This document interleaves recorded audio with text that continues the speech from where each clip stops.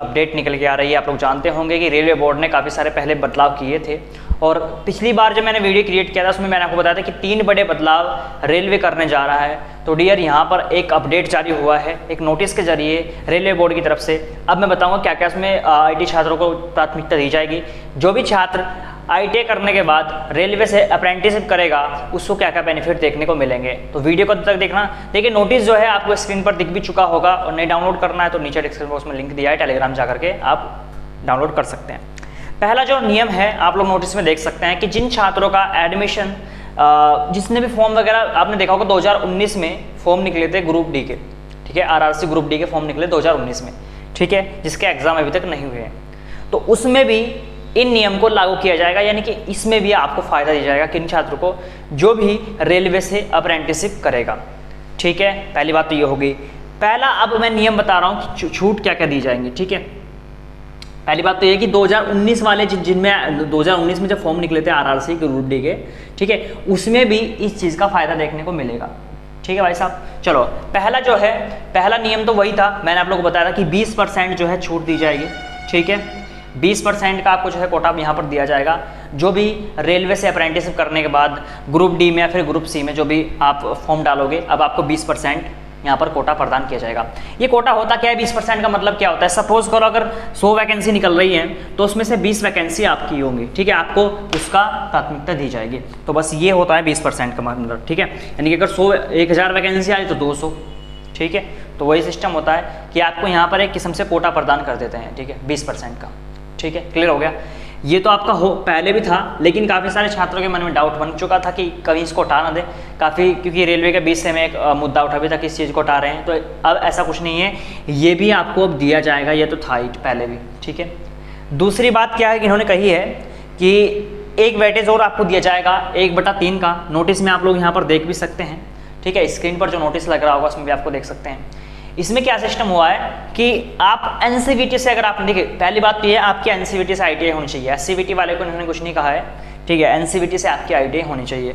NCVT से अगर आपने ITI कर रखी है, ठीक है, और जैसे आपका मान लीजिए आपने ITI कंप्लीट कर ली और आपका 1/3 नंबर, ठीक है, यानी कि 1/3 की बात हुई यहाँ पर, 1/3 भाग का भी आपको वेटेज प्राप्त किया जाएगा जब आप लोग फाइनल एग्जाम दोगे ग्रुप डी में।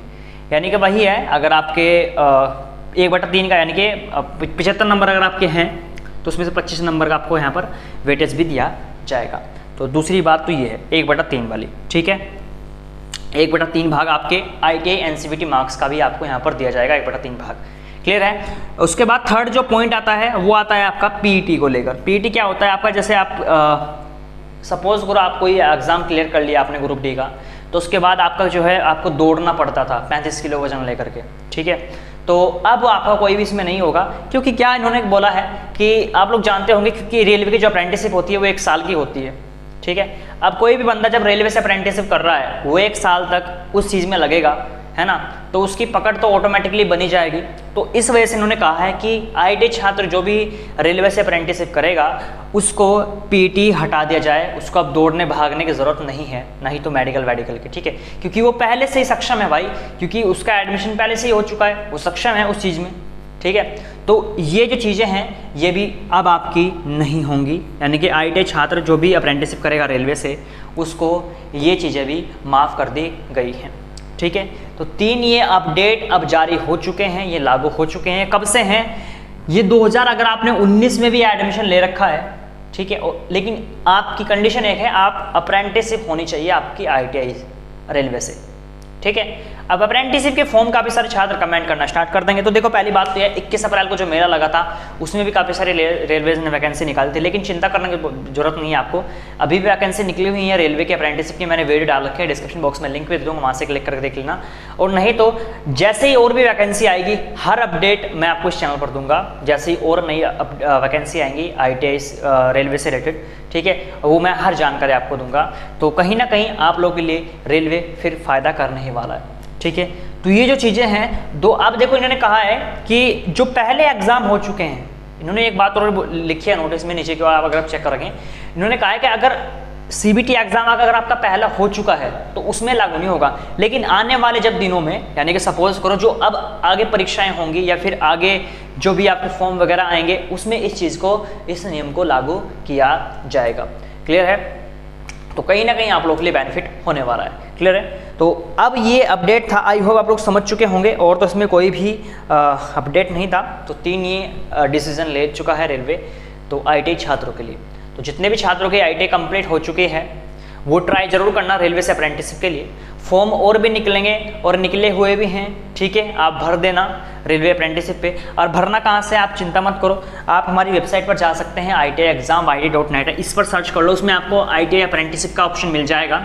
ठीक है ना, स्क्रीन पर आपको दिख भी रहा होगा, जैसे आप गूगल में सर्च करोगे ITI अप्रेंटिसशिप का ऑप्शन मिल जाएगा, उसमें जितनी भी अप्रेंटिसशिप निकलती हैं, रेलवे हो गया या अन्य कोई भी हो गया, तो यहीं पर आपको डिटेल मिल जाएगी। और ये नोटिस है, ये भी आपको वहाँ पर देखने को मिल जाएगा, कैसे आपको अप्लाई करना है कैसे नहीं, तो सब कुछ डिटेल वहाँ पर दे रखी है। अप्रेंटिसशिप पोर्टल पर कैसे रजिस्ट्रेशन करना है, क्योंकि ध्यान रखना जितने भी छात्र यहाँ पर अप्रेंटिसशिप करते हैं, यानी कि सपोज करो अगर आपकी ITI कंप्लीट हो चुकी है तो आपको अप्रेंटिसशिप पोर्टल पर रजिस्ट्रेशन करना ही होगा, चाहे आप किसी भी अप्रेंटिसशिप के लिए अप्लाई कर रहे हो। ठीक है, तो अप्रेंटिसशिप पोर्टल पर कैसे रजिस्ट्रेशन करना है सब हम वेबसाइट पर हमने डाल रखा है, वहाँ से क्लिक करके आप अपना रजिस्ट्रेशन कंप्लीट कर सकते हैं, स्टेप बाय स्टेप दे रखा है। ठीक है, और ध्यान रखना अप्रेंटिसशिप एक ही बार कर सकते हैं, ऐसा नहीं कि आपने किसी और से कर रहे हो पहले आप, है ना, या फिर पहले किसी और से कर ली फिर रेलवे से, तो वो सिस्टम नहीं चलने वाला। जो आपका NSC का जो सर्टिफिकेट, नेशनल ट्रेनिंग सर्टिफिकेट जो होता है, अप्रेंटिसशिप जो सर्टिफिकेट होता है वो एक बार दिया जाता है, यानी कि एक बार ही आप अप्रेंटिसशिप कर सकते हो। तो ध्यान रखना अपने हिसाब से करना अप्रेंटिसशिप, ऐसा नहीं है कि सिर्फ कहीं और से कर लिया। लेकिन ये मानना मेरा तो ये है कि भाई जिसमें आपकी, जहाँ पर आपकी रुचि है आप कुछ कीजिए। अगर आप रेलवे से करना चाह रहे हैं अप्रेंटिसशिप तो आपको तभी बेनिफिट देखने को मिलेगा जब आपकी पढ़ाई में पकड़ ज़्यादा अच्छी होगी। ठीक है, क्योंकि उसके बाद आपको ग्रुप D का एग्ज़ाम भी देना पड़ेगा। ठीक है, वो निकालना पड़ेगा, छूट आपको 20% की यहाँ पर कोटा आपका रिजर्व कर दिया है। तो कहीं ना कहीं बस थोड़ा सा पढ़ाई में मन भी होना चाहिए अगर आप अप्रेंटिसशिप करना चाह रहे हैं रेलवे से उसके बाद। ठीक है, नहीं तो फिर बहुत सारी ऐसी कंपनियां हैं, अगर आपको लग रहा है कि हाँ भाई मुझे तो बस जॉब करनी है और कुछ नहीं करना मुझे डायरेक्टली, उसके बाद मैं तैयारी वगैरह कुछ नहीं करूँगा, तो फिर आप लोग किसी और कंपनी को ट्राई करो। काफ़ी सारी ऐसी कंपनियां हैं जो बहुत सारी वैकेंसी निकालती हैं और बहुत ज़्यादा बेनिफिट भी देते हैं, जैसे गवर्नमेंट भी हैं, DRDO BHL वगैरह, काफ़ी सारे ऐसे वैकेंसी हैं, कंपनी है जो अच्छी वैकेंसी निकालते हैं अप्रेंटिसशिप के लिए। सभी जानकारी मैं देता भी रहता हूँ आप लोग के लिए। तो आपके ऊपर डिपेंड करता है, अगर आपकी पकड़ है स्टडी पढ़ाई में, आपको लग रहा है कि हाँ मुझे गवर्नमेंट जॉब करनी है, आप रेलवे से अप्रेंटिसशिप करने के बाद मैं फॉर्म निकालूंगा, तो आप लोगों के लिए कहीं ना कहीं फिर हो सकता है सिस्टम। ठीक है, तो चलिए ये अपडेट था, रेलवे ने ये दिया मुझे अपडेट, ये सबको अपडेट मिल चुका था, मैंने आपको ये अपडेट दे दिया। उसके बाद कोई भी अगर आपका डाउट बनता है तो आप मुझे लास्ट में कमेंट कर देना। ठीक है, चलिए तो इसी के साथ साथ फिर आज की इस वीडियो को यहीं पर एंड करता हूँ, मिलता हूँ नेक्स्ट वीडियो में। वेबसाइट पर चले जाना, नीचे टेलीग्राम का मैंने लिंक दे दिया है, टेलीग्राम से भी जुड़ जाओ, क्योंकि हर अपडेट में हमारे जो टेलीग्राम ग्रुप है वहाँ पर भी मैं देता रहता हूँ। ठीक है, और आप वहाँ पर भी मुझे कोई भी सवाल पूछ सकते हैं हमारे टेलीग्राम ग्रुप पर। ठीक है, तो ये ग्रुप बना रखा है सभी ITI छात्रों के लिए, कितनी वैकेंसी निकली है, कहाँ पर वैकेंसी निकली है, कहाँ कैसे आपको अप्लाई करना है, हर जानकारी भी मैं आपको वहाँ पर टेलीग्राम पर देता रहता हूँ। सब लिंक मैंने नीचे डिस्क्रिप्शन बॉक्स में दे रखे हैं, क्लिक करके ज्वाइन हो जाओ ग्रुप में। चलिए तो इसी के साथ साथ आज की इस वीडियो को यहीं पर ध्यान करता हूँ, मिलता हूँ नेक्स्ट वीडियो में। आज के लिए धन्यवाद।